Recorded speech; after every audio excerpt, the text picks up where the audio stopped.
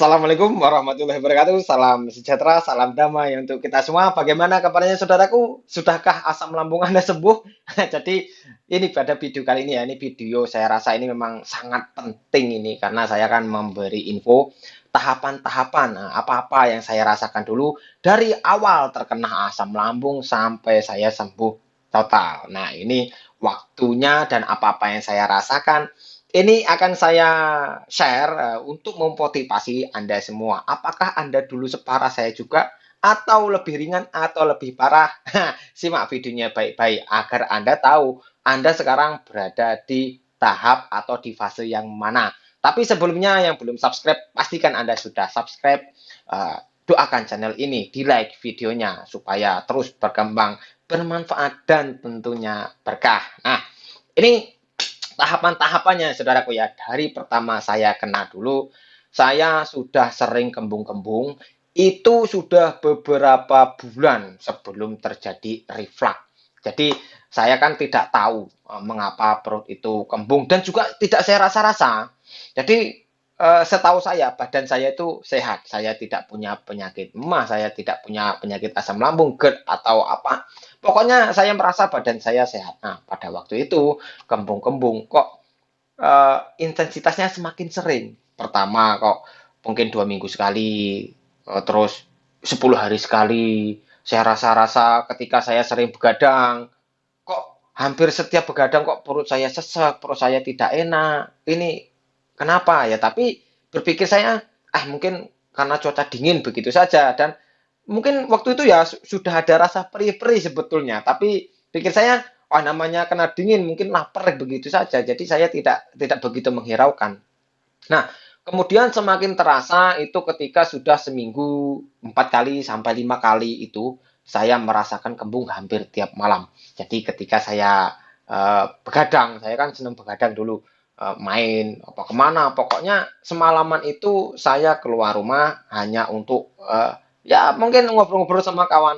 Nah, jadi itu semua memang pola hidup yang tidak bagus. Jadi ketika kita ingin bersilaturahmi atau nongkrong sama kawan-kawan, jangan terlalu sampai larut malam. Jadi secukupnya saja, terus buru-burulah pulang istirahat. Itu yang benar seperti itu sebetulnya. Tapi saya tidak tahu. Jadi ya terserah saya, bebas ya. Jadi mau pulang pagi, mau pulang eh, tengah malam, menurut saya tidak ada masalah karena badan saya merasa sehat. Nah, kemudian setelah itu saya sakit 2 hari. Nah, penyebab sakit ini karena waktu itu saya telat makan sehari itu kalau nggak salah 2 kali sampean itu. Dari pagi saya telat sarapan, terus malam saya telat makan. Nah, kebesokan harinya saya meriang, masuk angin kalau bahasa orang Jawa. Terus kalau bahasa Indonesia ya sakit lah. Jadi badan panas itu tidak terasa fit untuk keluar itu juga udah males.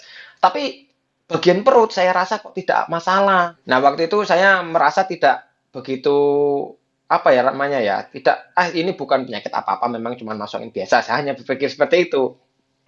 Kemudian sudah mulai sembuh 2 hari, saya keluar lagi, main sama kawan-kawan lagi. Saya mengonsumsi sesuatu yang pedas, ya. Saya nyebutnya itu rica-rica. Itu olahan kami mengolah kambing, kami beri sesuatu bumbunya yang sangat pedas sekali dan saya makan. Nah, ketika itu saya makan agak banyak. Selang 2 hari dari situ mulai tidak enak. Malamnya saya terbangun tengah malam dan terjadilah reflux. Jadi cairan itu naik sampai ke kerongkongan, rasanya itu tidak karu-karuan saudaraku ya. Jadi kalau ingat, aduh astagfirullahaladzim. Jadi alhamdulillah saya bisa sembuh. Ini memang sebuah nikmat yang luar biasa, makanya saya selalu meng-share, memotivasi Anda semua. Jangan sampai lama-lama seperti saya. Saya dulu banyak sekali salah, langkah-langkah yang saya lakukan untuk menuju kesembuhan itu banyak yang salah. Nah, ketika sudah reflux itu rasanya jantung berdebar, nafas itu pendek sekali. Jadi tarik nafas hanya pelan-pelan begitu. Seperti nafas kayak seperti sudah di kerongkongan. Jadi tidak karu-karuan rasanya. Tensi sampai naik. Jadi waktu itu saya masih usia 27 sampai 28 lah. Nah, umur segitu saja tensi bisa naik. Nah, apalagi untuk saudaraku yang umurnya lebih tua dari itu. Jadi ketika Anda sudah menyimak video ini terus Anda merasakan itu, jangan cemas. Nah, nanti takutnya apa? Tensi naik. Ya karena ngapain sih mau cemas? Yang namanya reflux itu memang wajar dialami oleh penderita asam lambung. Dan memang rasanya juga memang tidak nyaman sih, bukannya tidak nyaman lagi, sangat luar biasa tidak enaknya. Tapi kan ketika saya sudah meng-share video seperti ini, Anda akan tahu, bukan hanya Anda yang terkena asam lambung itu, bukan hanya Anda yang pernah merasakan reflux, yang keluar masuk UGD. Saya juga pernah mengalami hal seperti itu, dan alhamdulillah buktinya atas izin Allah saya bisa sembuh. Nah, terus ketika sudah mengalami reflux, saya mencari sesuatu ke dokter. Jadi saya konsultasi ke dokter dan alhamdulillah saya bisa sembuh, bisa agak mulai enak. Tapi waktu itu saya tidak paham tentang penyakit ini dan akhirnya setelah obat dari dokter habis, mulai mulai gejala-gejala yang lain itu timbul sampai beberapa minggu, beberapa bulan kok tidak sembuh-sembuh. Akhirnya datangi ke dokter lagi, datang ke spesialis, terus sampai berbulan-bulan dan disitulah anxiety itu datang. Wah, segala jenis ketakutan itu datang.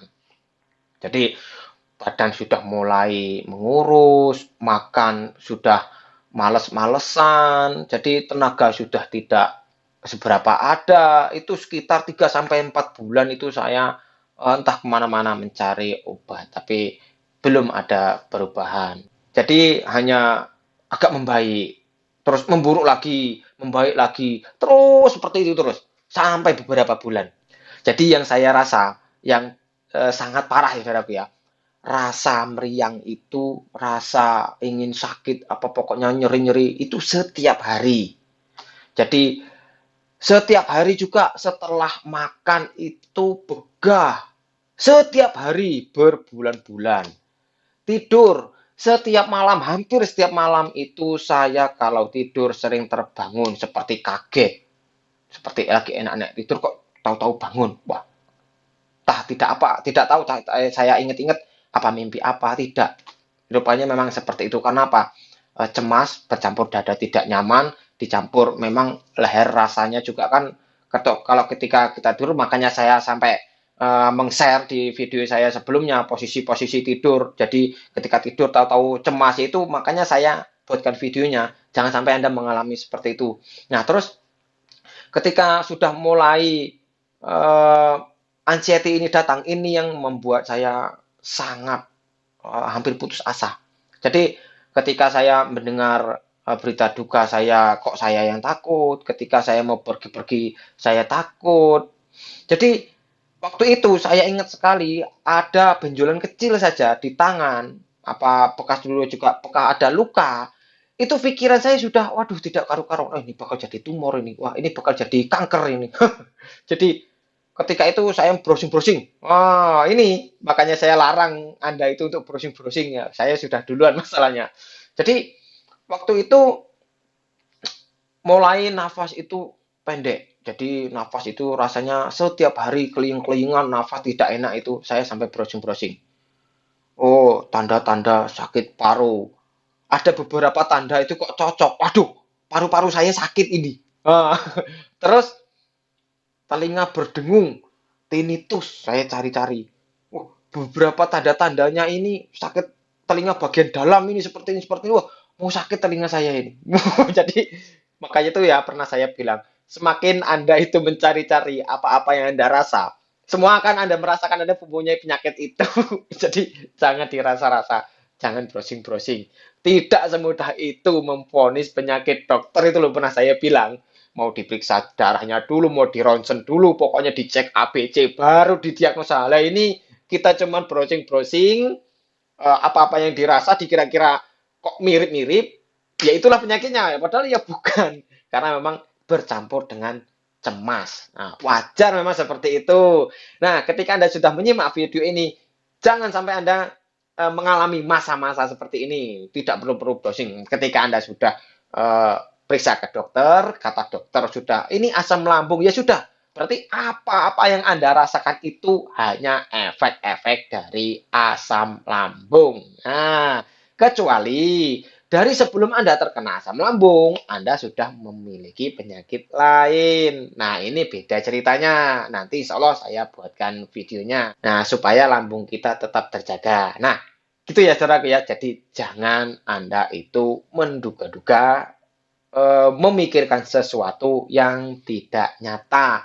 Jangan berpikir Anda itu memiliki penyakit yang berat. Tidak.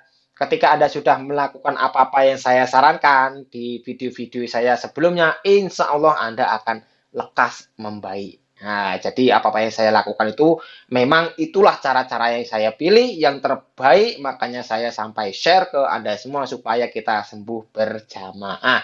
Nah, kembali lagi ke masalah tahapan-tahapan asam lambung ya, saudaraku.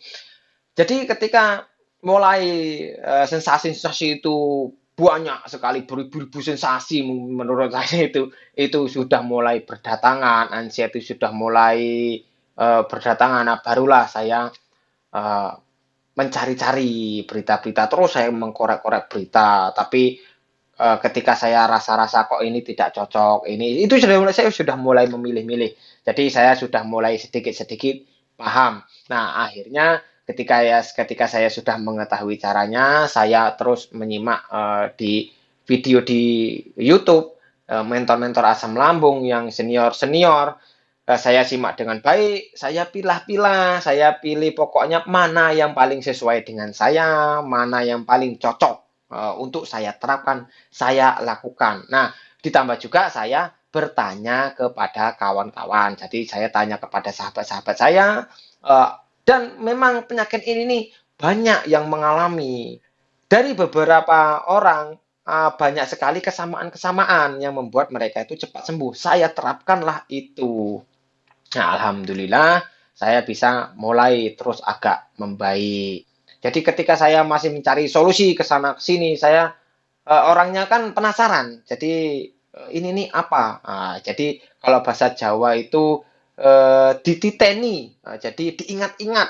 Nah, jadi ketika saya mengalami sesuatu, ketika apa yang saya lakukan, efeknya apa itu selalu saya ingat-ingat. Nah, terus banyak sekali juga cara-cara ketika menghadapi sensasi-sensasi yang muncul itu, saya menerapkan pola-pola sederhana.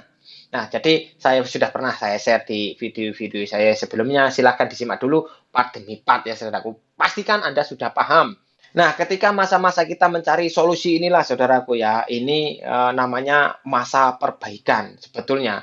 Jadi disinilah masanya kita itu ke sana ke sini mencari informasi, mencari tempat-tempat yang kira-kira bisa membuat kita sembuh. Nah, itu di sini di masa-masa setelah kita mengalami reflux. Nah, mengalami yang reflux inilah yang memang waktu terparah. Terus sudah reflux, kita meriang-meriang, terus semua sensasi itu datang, kita mulai ke sana kemari mencari solusi.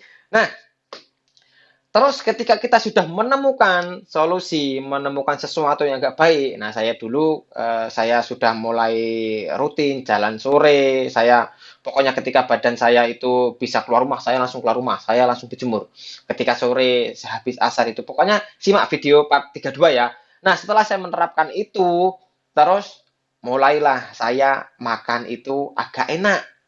Jadi begah-begahnya masih, anxiety masih, keringat dingin masih, keliengan masih, terus masih sering-sering flu. Nah itu, tapi saya makan sudah mulai agak enak. Nah, ketika fase-fase ini makan sudah mulai agak enak, inilah yang kadang-kadang sudah membuat badan lebih segar, jadi merasa sembuh. Padahal masih jauh, perjalanannya masih jauh. Jadi ketika waktu mulai agak makan enak, saya dulu langsung mencoba makanan ya karena saya juga belum seberapa paham. Saya langsung makan tempe goreng. Wah, sorenya saya geletak lagi. Wah, rasanya nggak karu-karuan. Nah, setelah itu saya ingat-ingat, oh gara-gara tempe goreng. Jadi besok-besok saya tidak makan tempe goreng. Nah, seperti itu contohnya saudara ya. Jadi pahami diri Anda nanti ketika Anda sudah melakukan sesuatu, oh ini salah, ini benar, ini salah ya. Anda akan tahu sendiri nanti. Nah, tapi kan ketika Anda sudah menyimak video saya, bersyukurlah, alhamdulillah. Anda sudah diberitahu duluan, jadi Anda tidak perlu mengalami. Cukuplah saya yang mengalaminya. Nah, terus ketika sudah mulai masa-masa perbaikan, sudah melewati, makan sudah mulai enak, ini sudah masa penyembuhan sebetulnya. Jadi kita mulai agak bisa beraktivitas, jadi jalan-jalan juga mungkin sudah agak-agak mulai enak. Yang jelas kita sudah melewati yang sempoyongan itu terlalu, yang kita itu jalan saja itu tidak kuat, itu kita sudah melewati. Nah, makan sudah mulai banyak. Nah, terus di situ mulai masa-masa penyembuhan ini mulai sensasi-sensasi yang kira-kira terasa parah-parah itu mulai agak berkurang. Nah, tetapi ini ada sensasi-sensasi lain yang terus muncul ketika sudah mengalami masa perbaikan ini ya. Jadi ketika kita makan sudah mulai banyak dan begah ketika makan itu sudah mulai berkurang, disitulah mulai kita nyeri dada, mulai kembung-kembung itu terasa tidak enak sekali. Tapi bukan bukan begah di area dada, tapi di bagian perut. Nah ini katup esofagus sudah mulai mengencang. Nah, jadi ketika kita tidak paham, sudah mulai agak enakan ini tadi, terus posisi tidur kita tidak sesuai oleh yang saya sarankan, maka Anda bisa kembali lagi ke fase yang awal tadi, bisa reflux lagi. Nah, makanya diperhatikan baik-baik videonya.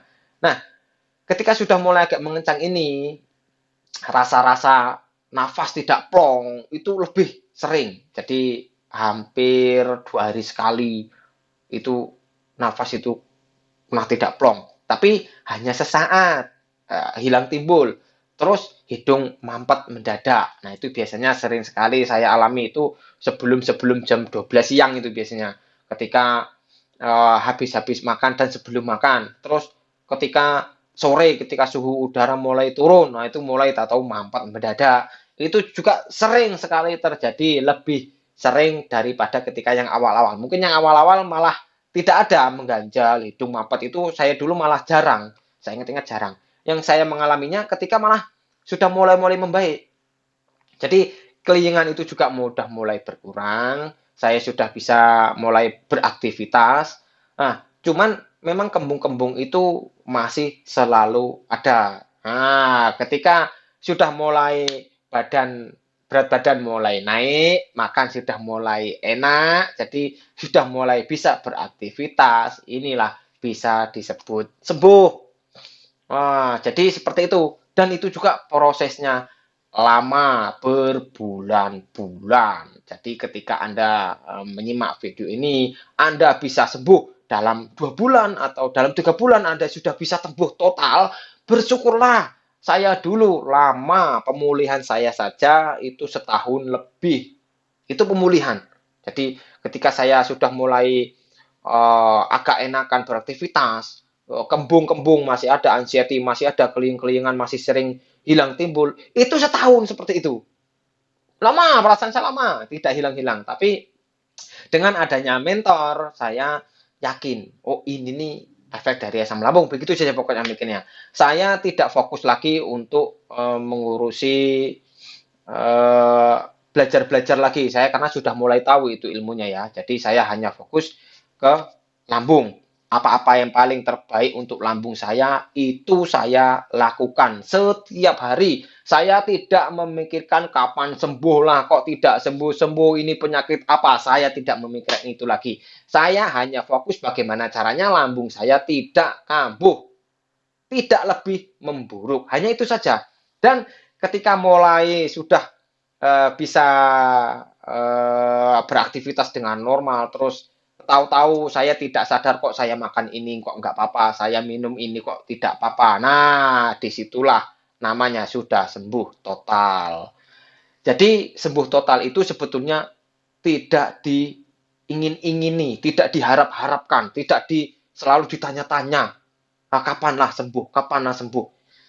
Tanyalah rata-rata orang yang terkena asam lambung, ketika dia sembuh, tanya, oh, sampai sembuh itu ketika pas berobat kemana, pas ngapain. Rata-rata lupa. Tahu-tahu sembuh. Karena apa? Sudah tidak difikirkan lagi. Dia terus fokus di lambungnya. Jadi ketika sudah sembuh, dan kata-kata sembuh ini tadi, bekerja sudah mulai enak, semua sudah mulai enak, tapi masih kadang-kadang kumat, kadang-kadang kembung, kadang-kadang anxiety muncul. Tapi sudah mulai makan itu sudah mulai normal seperti orang normal. Nah, untuk menuju sembuh total inilah kita memang harus selalu sabar.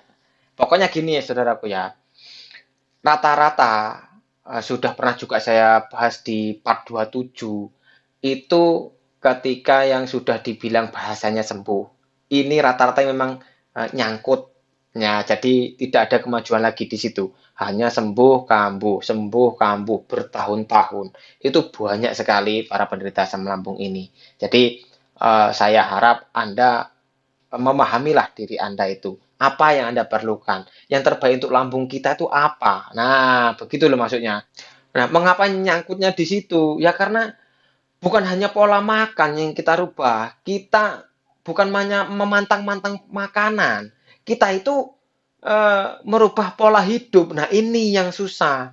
Kita sudah terbiasa dengan kehidupan kita yang buruk ini selama bertahun-tahun, kita rubah ke pola hidup yang benar. Nah, ini memang agak lama ini kita adaptasinya. Perasaan kita sudah sembuh, kita mencoba itu lagi, kumat lagi. Terus besok lagi sudah lupa perasaan kita sudah sembuh. Terus melakukan sesuatu hal yang buruk, kok kambuh lagi. Ya seperti itu. Karena tidak diingat-ingat bahwa kita sudah pernah terkena asam lambung. Nah, ketika sudah memang benar-benar lambung kita terjaga. Saya dulu memang nekat, pokoknya jangan sampai kambuh. Saya fokus sekali merawat lambung saya dan alhamdulillah, saya sembuh. Saya minum kopi kok enak. Saya melakukan hal-hal yang saya ingin lakukan ya kok biasa saja, tidak ada masalah apa-apa. Saya kehujanan juga sudah tidak sakit. Saya terkena dingin juga sudah biasa. Saya kurang tidur juga sudah nggak apa-apa. Nah, alhamdulillah. Tapi saya tetap selalu berpikir semua itu jangan sampai berlebihan lagi lah. Jangan sampai saya kembali ke pola hidup saya yang buruk dulu. Nah, seperti itu saja mikirnya. Nah, oke saudaraku ya. Jadi ketika Anda belum paham, ketika Anda masih agak bingung ini, apa yang saya jelaskan, karena mungkin fase-fase yang Anda alami itu belum nyampai, misal sampai ke fase penyembuhan, sampai sembuh total, Anda belum belum sampai ke situ, mungkin hanya masih sering kambuh, kambuh, sembuh. Jadi terus simak saja videonya, lakukan apa-apa yang saya sarankan, insya Allah Anda akan segera membaik. Nah, kemudian ini saya kasih bocoran ya. Nah, sensasi yang paling terlama. Nah, jadi dari awal ketika terkena asam lambung sampai sembuh total itu memang sensasi yang paling lama itu kembung. Jadi kembung ini karena apa? Kembali lagi dari fase yang paling akhir itu kembung-kembung seperti fase yang paling awal. Ketika sudah kembung itu sudah mulai lebih jarang lagi, seminggu sekali, sebulan sekali, akhirnya tidak pernah lagi kembung. Nah, ketika masih masa-masa kembung-kembung ini juga, keling-kelingan itu masih bedanya seperti waktu fase awal. Fase awal tuh kembung-kembung saja, tidak ada keling-kelingan. Nah, ketika sudah mulai fase-fase akhir, kembung-kembung ini yang menyertainya keliengan, anxiety masih sering kadang-kadang muncul, masih nyolek-nyolek ya. Jadi kadang-kadang mau naik kendaraan, kadang-kadang masih ada rasa takut, walaupun sudah berani, walaupun aslinya berangkat betulan, pergi betul, tapi dalam hati masih ada rasa takut. Ya, saya dulu seperti itu. Ketika saya sudah tidak ada ragu-ragu sama sekali, ketika Anda sudah merasa normal, apa-apa yang orang normal itu rasakan, Anda juga memang sudah benar-benar merasakan, ya itulah yang namanya sudah sembuh total. Nah, tetaplah saling mendoakan ya. Jadi, kita ambil hikmahnya penyakit ini. Ya, insya Allah sembuh kok. Saya mengalaminya memang cukup parah, cukup lama. Jadi, gini, Anda yang menyimak video ini, tapi Anda banyak yang tidak merasakan. Wow, banyak yang Anda lewati dari fase-fase yang saya ceritakan tadi. Bersyukurlah. Berarti Anda itu tidak separah saya. Tetapi ketika Anda yang merasa, oh lebih parah, dari saya, apa yang saya rasa itu Anda juga lebih sering, lebih sangat parah mengalaminya, tetaplah berusaha, tetaplah semangat. Karena insya Allah selama kita masih terus berusaha, insya Allah ada jalan keluar kok. Ketika kita berusaha, kita ingin sembuh, ya insya Allah bisa sembuh. Jadi gitu ya saudaraku, makanya kita itu memerlukan seorang mentor yang memang benar-benar harus kita percaya supaya kalau kita sudah percaya, ya insya Allah keyakinan itu akan datang. Ketika kita sudah yakin, ya insya Allah apa yang kita harapkan itu mudah-mudahan terjadi. Ketika kita ingin sembuh, Anda menyimak video saya, Anda yakin insya Allah itu menjadi jalan kesembuhan Anda. Jika ada salah kata, salah ucap, saya mohon maaf karena saya manusia biasa. Jika ada benarnya, itu datangnya dari yang kuasa untuk Anda. Mudah-mudahan Anda lekas sembuh total. Amin ya rabbal alamin. Akhirnya, assalamualaikum warahmatullahi wabarakatuh. Salam damai.